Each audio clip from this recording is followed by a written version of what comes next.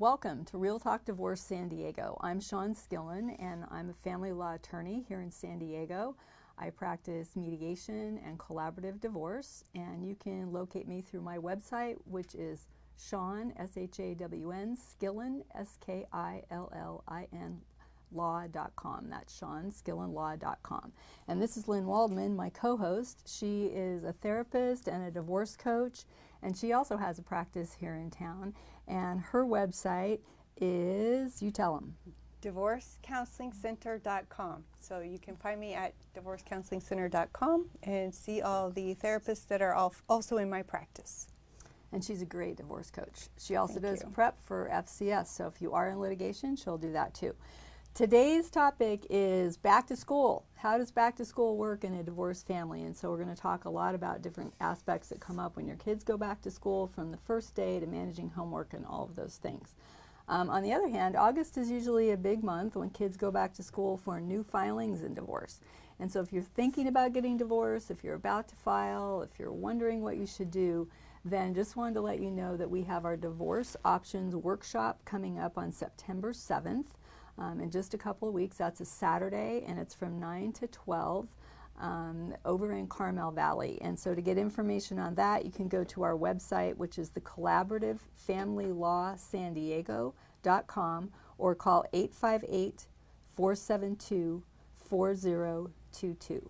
Okay, so that's September 7th for divorce options.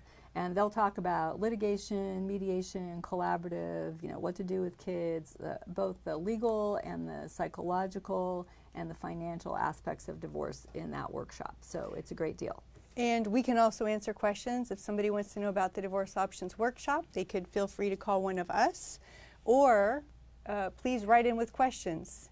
Yeah, write in with your questions today about divorce, especially about back to school, and also if you have any questions about divorce options, and we'll be happy to answer those. Okay, so back to school. Some kids are already back in school. I know San Diego Unified starts next week.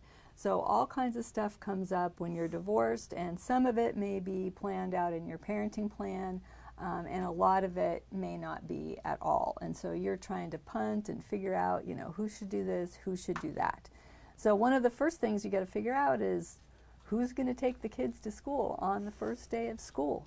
Lynn, does that ever come up in your practice? That does come up, and typically what happens is whoever happens to have that day would take the kids. However, the other parent misses out, and first days of school are really important. We see parents posting it on Facebook, and the kids are holding up the signs, first day of first grade, and it's a shame if both parents can't be there. So ideally, our goal is always for parents to get along so that they both could share in that memory and tradition. So even if it happens to be Dad's Day, for example, I think we're hopeful that Mom could also go in the best of all circumstances. Yeah. So in the best of all worlds, and you're co-parenting well together, I think you definitely want to plan that out. If you have more than one child and they are at different schools, so one of them's in elementary and one of them's in junior high, or one of them's in the junior high and one of them's in high school, then maybe you could split it up and one of you could take one and the other one could take the other. But figure it out. The most important thing is that your child enjoys the first day back to school and that they're excited about it, and that they're not worried that Mom and Dad are going to get in a fight when they drop them off at Mrs. Smith's first grade class. So if you think that that's going to cause anxiety for your child, then work out a deal. One of you goes this year, one of you goes next year. Something like that. And that's true for all kid activities. If you can't get along and it makes your child anxious or nervous or scared, then, split these things up, because that really is the most important thing. Yes, and it is, as you're saying, Shawn, so important to be in tune or attuned to what your child is feeling and thinking, and to not have that extra added stress. And hopefully high schoolers wouldn't want Mom and Dad dropping them off. Right? Yeah, so that's probably a good thing to consider. One less worry. So your high schooler probably doesn't need to be dropped off on the first day of school, but lots of things are usually going on at the high school. When my kids were in high school, I was often there passing out schedules. In fact, I was doing that in junior high too. It was one of my favorite things. I had two boys, And so first day of school was like, for them. But I loved passing out schedules because the girls would look at their schedules and they'd all be staying there together, and then they'd start screaming with joy when they found out they had classes together and jumping up and down and hugging each other. So I got a kick out of that. That's cute. But, so there are things that might be going on the first day of school, whether it's passing out schedules or signing up for events, signing up for, the PTA or various things. So if you have to be on campus with your high schooler, or in our elementary school, that's when you signed up to be room moms and to work at the jogathon and to help out with various committees. Then again, one of you might be in line to take the child to the first day of school and drop them off to the classroom, while the other one may still want to be there at some point, for the reception or signing up for committees or open house or whatever. So be conscious of that, and if you have strict rules about who drops them off for the first day of class and the other wants to go to sign up for things, then stay out of each other's way, and again, don't cause friction and anxiety for your child. And you know what else might be helpful is if mom and dad can talk about this ahead of time, and even if the only way you communicate is through email, to write an email asking the other parent what they think or what they would like to do, so that it is really kind of mapped out and you guys each have expectations that you can follow in a guideline to live by, even if it is slightly different than your parenting plan. If you both agree to it, you'd want to be pretty sure about what it's going to be. And and if you're a high conflict couple where you can never agree on anything, then stick to your parenting plan. And if this isn't in your parenting plan, then maybe you want to go back to your attorney or to your mediator and work it out so that it's not an argument every year. But again, always keep your child's best interest in mind. This isn't really about you as the parents, it's about them as kids looking forward to getting back to school and thriving in that environment. So the next thing that'll come up is going to be open house. And so usually if you have a kindergartner, they're going to have a special kindergarten orientation where they're going to invite the parents to sit in little tiny chairs and talk about how kindergarten works, and so that you know whether homework is online or it comes home in the backpack and things like that. And for older children, there will be an open house event the end of September, beginning of October. And again, if you can both go and you can get along and make it a family event, that's great. If you can't, then you're going to need to figure out how to take turns. So, I mean, you're making it sound like a lot of fun, Shawn, going and sitting in little tiny chairs. Fun. So I still remember sitting in those little tiny chairs for my kids' first day of kindergarten, and they're now 23 and 26. So it is fun stuff, and you should both know. Communicating with teachers is a lot easier nowadays because you don't necessarily have to go in person. In the old days, before email, I would tell clients to give the teacher a set of envelopes with stamps on it and your address, so that when they were sending out report cards or other communication, they could just send an extra copy to the other parent, and you made it really easy for them. Now you can usually communicate with teachers online, so you can send them emails. And you need to know whether or not your child's teacher or the school has online apps or programs that post homework and school events and things like that. And most high schools now will have all of the homework assignments online. They will post grades online from quizzes and tests, as well as homework assignments. So it's pretty easy for you to log in and see what's up with your children. And that's a really good point, because parents that have joint legal custody both are responsible for decision making. They each would have access to all of that information. And even when one parent has the decision making authority, typically they still have access to school and medical records. So even if they're not sharing decision making, they still should be able to get online and find out that information. And it's not uncommon that one parent may have access to more information if they have the kids more often. So I believe there is that expectation that if you have the information, you would still share it with the other parents. Although, most of the time nowadays, you're responsible for staying on top of your kids' stuff. And it doesn't fall to, let's say, the primary physical parent to keep you informed of everything. All of this stuff is usually online at these schools. And most people are on email distribution lists. So it's really your responsibility to find out how the school communicates with parents. Does stuff come home in the backpack, or does stuff get posted online? Is there a bulletin that comes out? And it really is each parent's individual responsibility to know about report cards and school activities and things like that. And so maybe we can, did you have something you wanted to add to that? Well, I did want to add that if parents are really having difficulty getting along, there are co-parenting classes that you can take, and co-parenting classes help you learn how to get along better for the sake of your children. And I've had really some amazing results with my parents who take those classes. There's Kids Turn, which is a great option. There's cooperative parenting with Tina Mears, and they really give the parents the skills, a different skill set, so that they can communicate more effectively with one another. So I highly recommend, if you guys are having difficulty co-parenting or making decisions together, to consider that. And there are also some co-parenting classes that are available online. So if you don't have the time to go in the evenings or on the weekends to an actual class, there are some very good co-parenting classes online. And the studies do show that the co-parenting classes are very effective, and that the results of the co-parenting classes work at least a year into the future. Oh, wow. So if you've been out for a while and you've gone to a co-parenting class and you think things are kind of falling apart, go back again, take it again, because it really is helpful. And it's not, they aren't necessarily about, you know, who gets to take the kid to the first day of school. It's about how to communicate with each other and what to keep in mind and what your priorities should be when you're discussing these things. Right, like how to have a conversation. How do we talk about who's going to be there the first day of school so that they can be effective in making decisions together and not involve the kids and not have that stress in their children's lives. That's right.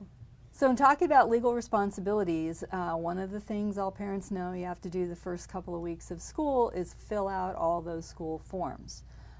So when you're filling out all those school forms, be sure that you give them both parents' information. Both parents should be listed. Both parents should have their phone numbers, their addresses, their emails, be listed as people who are allowed to pick up the children after school. And of course, if there's alternate people that you need to put down to pick up the children in an emergency, they should be on there too. So that's assuming that you have joint legal custody. Even if you don't have joint physical custody, if you have joint legal custody, both parents should be listed on all school forms. If there's a restraining order or there's a sole legal custody order for some reason, then that might be different. But if you have joint legal custody, which is 99% of the time, then both parents' names, address, phone numbers, emails should be on all school forms. yeah, I mean, I think there's nothing more upsetting to a parent to find out that they're not listed. And, you know, if something happens, if there's an emergency at the school, they need to be able to contact one or the other parent. So, and you know, that's damaging to the co-parenting relationship. If dad leaves mom off or mom leaves dad off that information. It's also a problem if your kid needs to be picked up on an Yes. emergency basis, and you know, mom or dad's not listed on the form, and then your child's sitting there in the school office with the nurse or the principal or the secretary in the front of the school wondering, you know, how come they're not letting me go home with mom or They dad? forgot me. My parents forgot me. So anyway, that's not stuff that you should be playing games with, so just fill out those forms. What else have we got on here? Oh, So- homework. Big topic for homework. Homework is one of those things that can fall through the cracks in a divorce. So you have to be very good communicators. So figure out how it is that you can effectively communicate about your children's homework assignments. Again, many of them may be online. In kindergarten, first grade, second grade, often homework comes home, you know, on a piece of paper in the backpack. Some teachers might send, like for kindergarten, a whole month of homework back because it's usually very small little assignments. Other elementary school teachers may send home a weekly packet. And so you need to know, does that packet come home on Friday for the following week? Does it come home on Monday and everything's due on Friday? You need to know, and you need to figure out how you're going to communicate about that. If you're the one that has the kids on Mondays and that's when the packet comes home, then are you going to scan it and email it to the other person so that when they have them on Wednesday, Thursday, they know what has to be done. So really you do need to be communicating with each other and staying up on homework. If it's online, then obviously you both are capable of logging in and going online and figuring out what it is. What you need to communicate with the other parent is what got done and what didn't get done at the other parent's house before they come to your house, and then make sure that you're ready to help your child finish up for the day or the week. Don't ask your child, would be my advice, because if you say, little Johnny, is your homework all done so that we can go to the beach and try out your new surfboard? And little Johnny has to decide, homework, surfing, homework, surfing. Yeah. I can almost guarantee you that 99 times out of 100, they're going to say, oh yeah, homework's done, let's go surfing. And then you might find out later and get in trouble with your co-parent that, you know, the book report didn't get done or whatever. So I would stay on that. As parents, especially through elementary school, maybe by middle school, you can make them responsible. You know, hey, if you don't get it done, you don't get it turned in, then you get a C, then that's your problem. And one of the things I hear often is that mom or dad didn't check the backpack. Like, this is the backpack I send every week with homework, with clothes, and or when we got the backpack back, there was still the wet clothes from swimming 3 days ago. They didn't even open it or look at it. So I like the point you're making to be sure and open that backpack, check it out, see what's in there. Has everything been done? Yeah, if you're communicating by stuff going through back and forth to the backpack, just like the teachers often do, then you got to check the backpack. I'll tell a bad story on my ex, which was, I can't remember, I think my kids were in junior high or something, and I was out of town taking care of my mother who was ill, and I called in and said, hey, did they get their homework done? And he's like, well, how do I know what the homework is? I'm like, it's in the backpack. It's been in the backpack since kindergarten. So you should know these things. You're the mom, you're the dad. So, you know, keep up on that. And so have a system for communicating, whether it's through email or a text or the backpack or a notebook that goes back and forth in the backpack. Know what your system is and follow through, because homework is going to be the first thing that falls through the cracks. And a good platform, an email platform, is Talking Parents or Our Family Wizard. If you have difficulty communicating or emailing or texting, or you know, if you feel like it's too emotional or too provocative or whatever the difficulty may be, there are these email platforms for parents to communicate, and they're great. They'll keep your email forever. They'll help take out any emotional language. So Talking Parents or Our Family Wizard. Yep.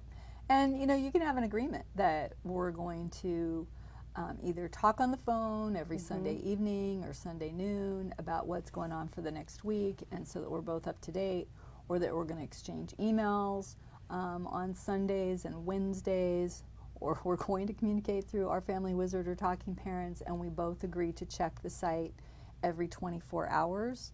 I do encourage you, unless you really get along well and you know, don't mind getting several texts or emails during the day from your ex, to limit the number of texts and emails that you get.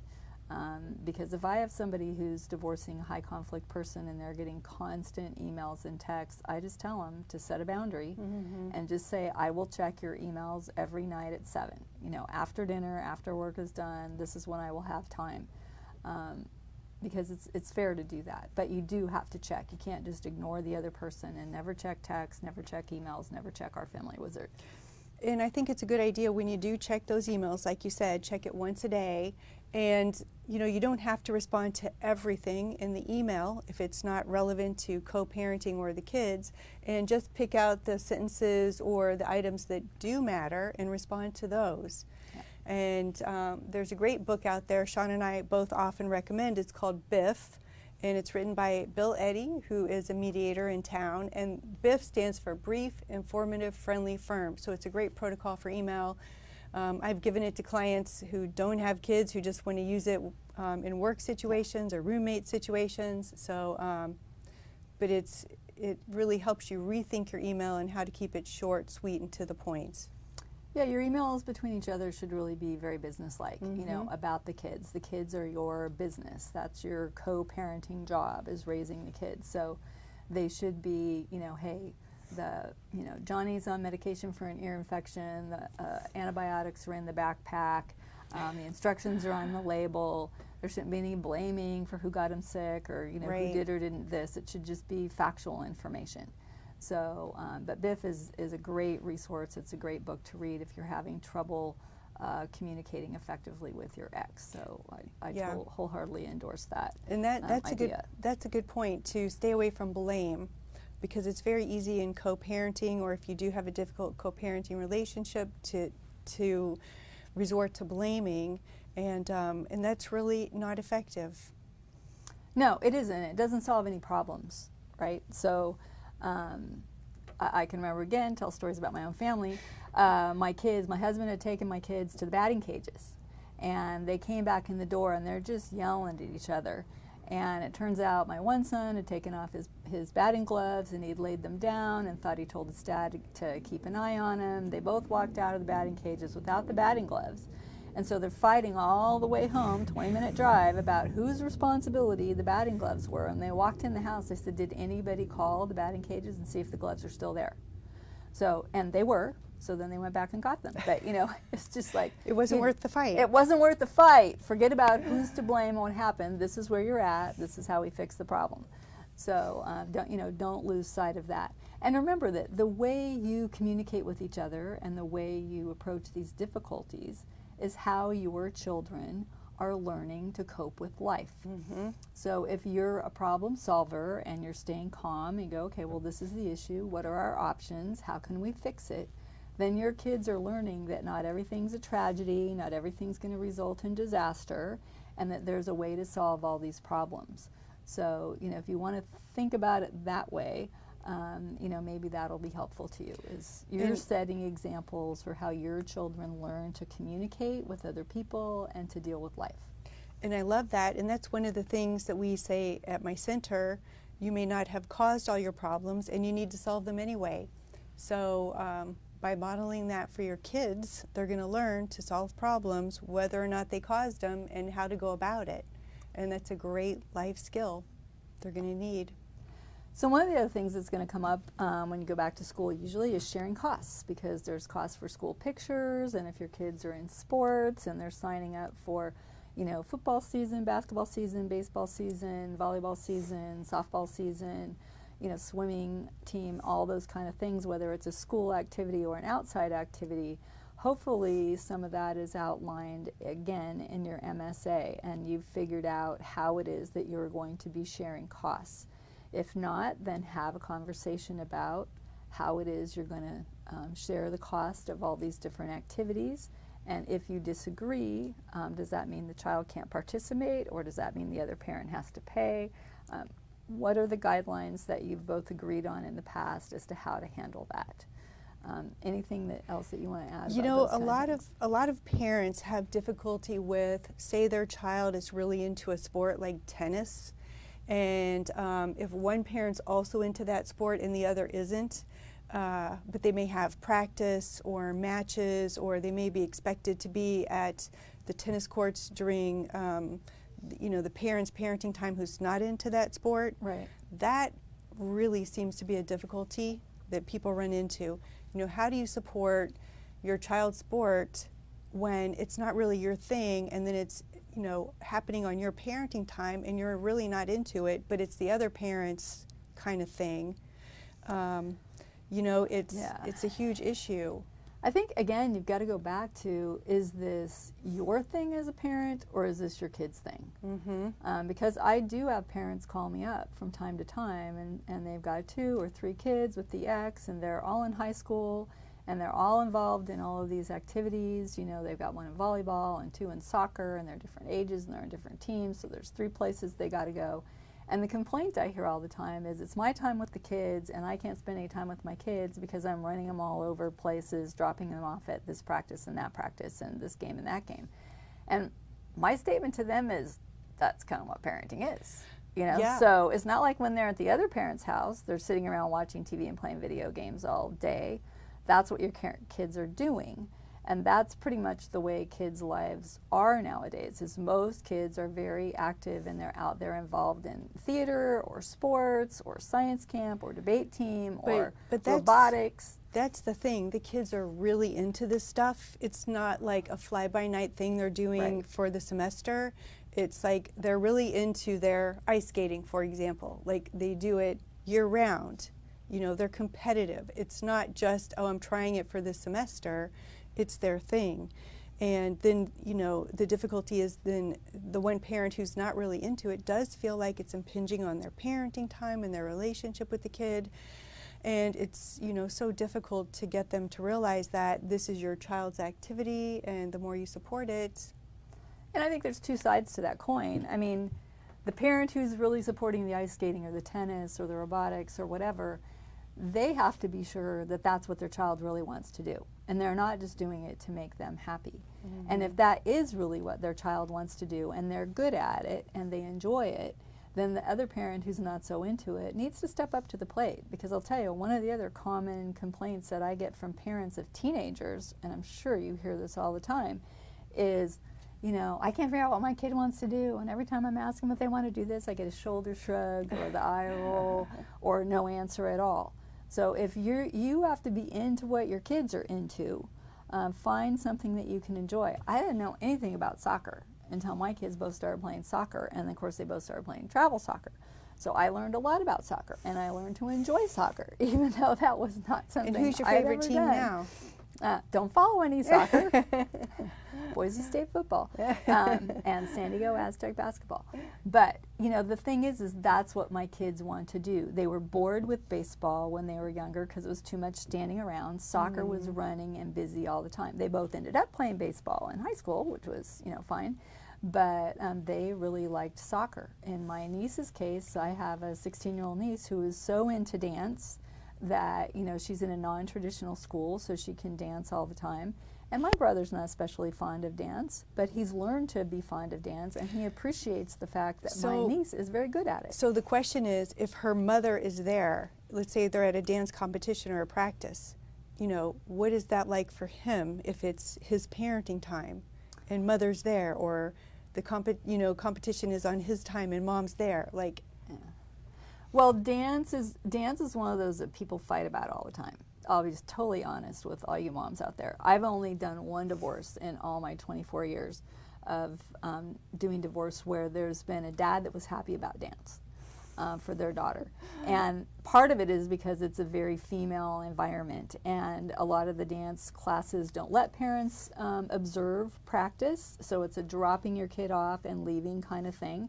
And obviously when there's a performance, if you've got daughters that are doing dance, dads aren't going to be invited into the dressing room for pretty obvious reasons, because there's a whole bunch of half-naked little girls. Yeah. So, you know, that's appropriate, but dads often feel excluded, and so they are limited to, you know, showing up at performances and maybe at picture day and things like that. So, you know, dads often don't feel as great about that as they would if their child was into volleyball or softball, where they can come and watch practices, they understand the sport a little bit better, and they can feel more involved. So how do we tell parents to handle that or deal with it? Like, that's the difficulty, you know, because they're really not okay with it. Well, I think for one thing, when your kids are little, this is my advice, and I'm not the therapist you are. I always tell people when your kids are little, your job as a parent is to expose them to a whole bunch of different stuff. So let them try team sports, let them try a solo sport like tennis, let them try something artistic like dance or painting or drawing or theater. Let them try science cap. Your thing when they're little is you're just trying to figure out what they're really interested in and what they're good at. Because you learn a lot. You learn, are they good at team sports and they really fit in there, or do they not play well with others? So maybe that's a skill that you need to work on. Are they intimidated by the water or by heights or, you know, something? So it tells you a lot about what your kids are good at and what you need to work on. And then as they get older, they can kind of specialize in the certain things that they really get enjoyment out of. And you have to be careful, I think, as parents, not to push kids into one activity too early. They can burn out on it, they can suffer an injury that makes them unable to continue participating in it. And if all they've done is soccer, or all they've done is gymnastics, or all they've done is dance, and now they're 12, 13, 14 years old, what are they going to do instead? So my personal bias is to have a broad variety of interests and things that your kids are involved in. until they get maybe to high school, when maybe they have 1 or 2 sports that they really want to concentrate on, or 1 or 2 activities. It can be theater or whatever. So I want to remind our viewers, we do have the Divorce Options Workshop coming up on Saturday, September 7th. It is from 9 to noon in Carmel Valley. I believe we are presenting that I think Saturday. you and I are both going to be there that weekend. I'm Yes. not sure who the financial person is. But Yes, and so we are going to talk about how you get divorced. After you decide that you want to divorce, the next most important question is how. And we will be looking at all of your options: do it yourself, litigation, mediation, or the collaborative process. And you will have presentations from a family law attorney, divorce coach, and we will have a certified divorce financial analyst there so that you can get information from all aspects regarding your case. And again, you can get more information about that online at collaborativefamilylaw.com, or you can call 858-472-4022. And Shawn, what's your number if people wanted to call you? My office number is 619-299-4880, 619-299-4880. And again, my website is ShawnSkillinLaw.com. And Lynn, you want to give them yours? My number is 619-865-3203, and my website is divorcecounselingcenter.com. Okay, so the last thing I have on my list for back to school stuff is the topic of medications. So the school nurse usually keeps on file a card, and if your children or child needs some kind of medication and they have to be able to get it at school, then make sure that that's filled out, make sure that the other parent is aware and agrees that that medication can be given. And there's like the standard form, like you have to authorize the school to give them, you know, Tylenol or Motrin if they go in with a headache or an owie or something like that. So make sure that you're on the same page with the medications and that those forms have been filled out so that there's no confusion about that for your child. Anything you want to add on that one? Yes, nope, just both parents need to be on the same page, as you said. Yes. So, and unfortunately, sometimes there's arguments about that. So back to one of the other comments was, with back to school comes back to divorce. So 2 things that kind of come up with back to school. One is, does your parenting plan change? Did you have one plan for the summer and you have a different plan for the school year? And so be sure that if that's what's coming up, that, you know, a week or so before, you're reminding the kids that, you know, hey, school starts next week, so we're going to go back to kind of this plan. And if things need to be moved around between households, then make sure you get that in place so that the transition is really smooth. And the other thing is something that Lynn brought up to me earlier today is, what if your parenting plan is no longer appropriate? You want to talk about that one? Yes, so as kids get older, it makes sense sometimes to modify the plan. If one parent's been the primary caregiver, typically I think it's moms more often are primary caregivers, and yet the children are older and they could spend more time away from that primary caregiver, it might make sense to modify the plan, increase time with dad. It's good for children to have a relationship, of course, with both parents. So hopefully parents would be able to work out how the plan might change, and if not, they could seek private mediation to revise their plan, or there's always family court services who would help with what might be the next step up in a parenting plan.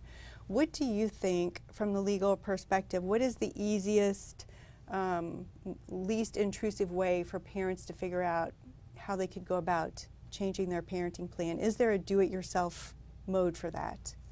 So yeah, I mean, if you both recognize that your parenting plan isn't working, and you know, parenting plans need to morph over time. What's appropriate for a 3 and a 5-year-old is not going to be what works for an 8 and a 10-year-old, and it's certainly not going to be what works for a 13 and 15-year-old. So first of all, know that it's totally normal to have your parenting plan evolve and change over the time as your kids get older. One of you may have changed jobs and live further away or have different work hours. That may necessitate a change. One of the kids might be in elementary and the other one's in junior high and they start at very different times. That may necessitate a change. So there's all kinds of things that come up. So the easiest thing to do is for you to just sit down together and talk about it and come up with a new plan that you think will work. You can get feedback from your kids about how they would feel about it. If you want to do that, kids want to have input into parenting plans. They don't want decision-making power. So you want to make it clear that you want to know what they think, but that you and dad are going to make those decisions. So doing it yourself is fine. If it's a significant change, I would put it in writing and consider and exchange it as an email, maybe both even sign off on it. If it's really significant and it's going to result in a change in support, which is up to you whether you want to pursue a change in support or not, then it should be put in writing and filed with the court. Anything financial should be put in writing and filed with the court.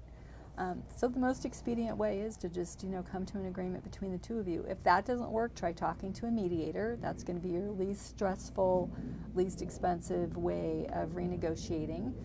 And it can be, any family law mediator.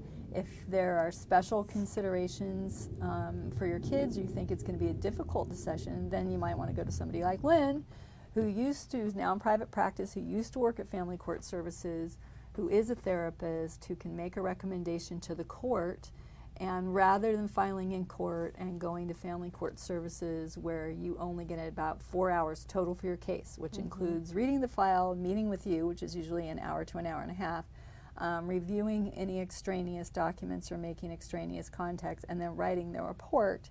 If you go to a private mediation with somebody like Lynn, then you can meet as many times as you need to. She can meet with the kids, get feedback from the kids, and then that's one way to do it. And she can make a recommendation to the court just like FCS would. And we do work hard when I meet with parents to try to come up with an agreement because it's something that they're going to have to live with. So we do work hard on trying to get an agreement. And I think it's important to note that Family Court Services actually will not read any declarations unless the court orders them to do so. So their time there is quick. And like you said, it might be an hour and a half. And they might make some collateral contacts, but generally I think clients walk away feeling that they haven't been heard. So yeah, private mediation typically feels better and is more effective, and we do work hard to get agreements. Yeah, and they're your kids. I mean, you're the one who knows them best. The two of you as parents know them best. That's and right. You're the two that are in the best position to make a parenting plan that works for you. And the most common question that I get from clients that have children as a mediator is, what's the best parenting plan? And if there was a perfect parenting plan, we would all be using it, I guarantee you. There isn't one. The best parenting plan is the one that the two of you can agree on, because you're likely to stick to it. There's likely to be less arguments about it. And you're the one who knows your schedules best. When you go to work, when you get home, what activities the kids participate in, what their schedules are like, what your children are like. Can they handle a lot of back and forth because they're really easygoing and very resilient? Or do you have a child who's a little on the OCD side and likes a very strict schedule? I mean, you guys know that. We don't. Yeah. The judges don't. So you two are the best ones to come up with the most effective parenting plan for your kids and your family at whatever stage of life you're in.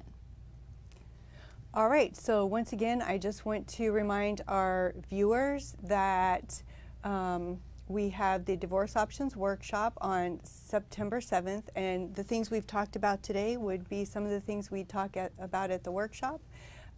We would love to see you there, and if you have questions, please write in with questions. And do we have any other back to school I've covered topics? everything I had on my list. Let's just remind everybody again, my website, ShawnSkillinLaw.com. Lynn's website is DivorceCounselingCenter.com. And to get more information on the Divorce Options Workshop, which is again Saturday, September 7th from 9 to 12 in Carmel Valley, go to collaborativefamilylawsandiego.com or call 858-472-4022. Great. Oh, and our next show, we should tell them our next show. Yes. Our next show is Thursday, September 26th at 1 p.m. You can come back here if you have questions. You can post them at any time on Facebook before, during, or after the show, and we'll be happy to answer them. Thanks for joining us today. Thank you.